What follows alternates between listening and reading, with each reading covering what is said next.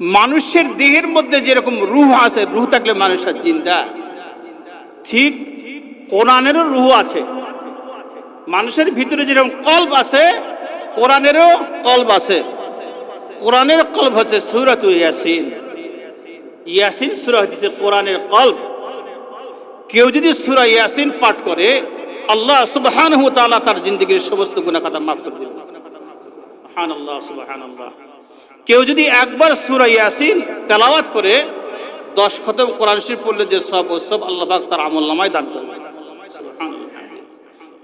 মৃত্যু ব্যক্তি, তার সাকরাত শুরু হয়ে গেছে, যন্ত্রণা শুরু হয়ে গেছে, মৃত্যু ব্যক্তির কাছে বসে কেউ যদি সূরা ইয়াসিন তেলাওয়াত করে, তার যে জাকানদানি, মৃত্যুর জাকানদানি, এটা আল্লাহ রাব্বুল আলামিন মাফ করে দিবেন সূরা ইয়াসিন তেলাওয়াত করার কারণে।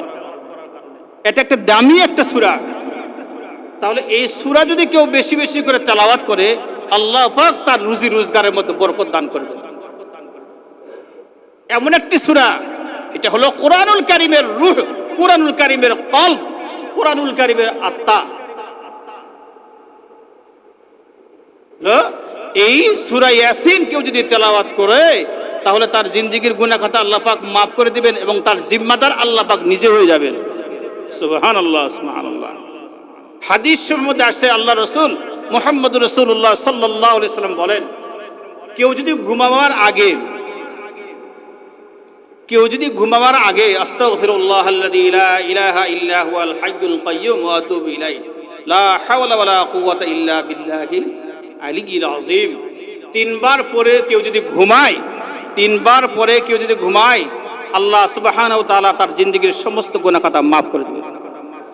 তার গুনাহ যদি সমুদ্রের ফেনা বরাবর হয়, তার গুনাহ যদি পৃথিবীর গাছপালা তরুলতা বরাবর যদি হয়, তাও আল্লাহ পাক তার গুনাহ মাফ করে দিবেন। তার গুনাহ যদি বালুকা রাশির সমান যদি হয়, আল্লাহ সুবহানাহু ওয়া তাআলা তার গুনাহ খাতা মাফ করে দিবেন। সুবহানাল্লাহ।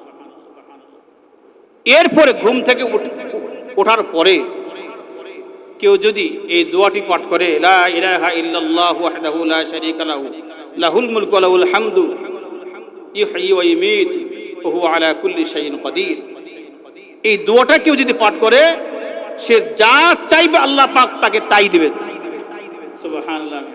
যা চাইবে আল্লাহ পাক তাকে তাই দিবেন। ঠিক এই আমলগুলো ছোট ছোট আমল, অথচ তার জাযা খায়ের অনেক বেশি। এই আমলগুলো আমরা দৈনন্দিন করার চেষ্টা করব ভাই, দৈনন্দিন করার চেষ্টা করব।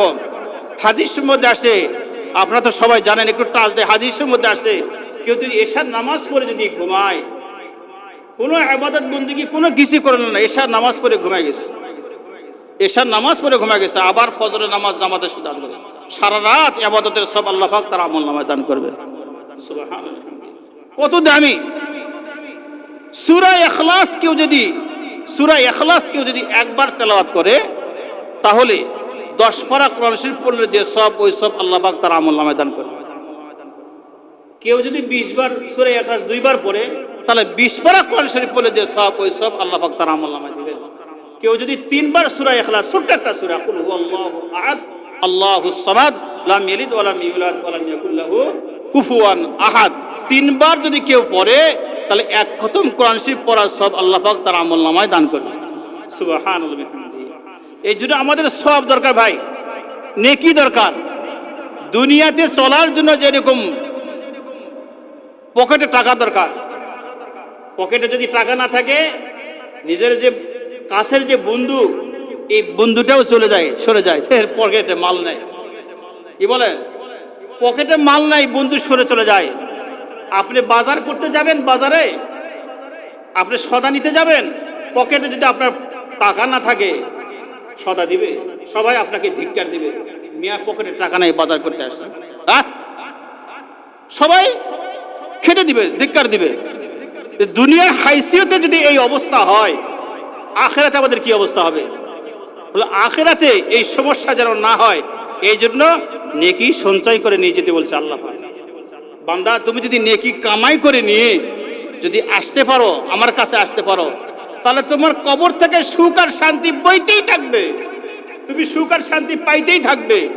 আর যদি নেকি না নিয়ে আসতে পারো, আমল যদি না নিয়ে আসতে পারো, তোমার কবর থেকে আযাব আর গজব শুরু হয়ে গেল।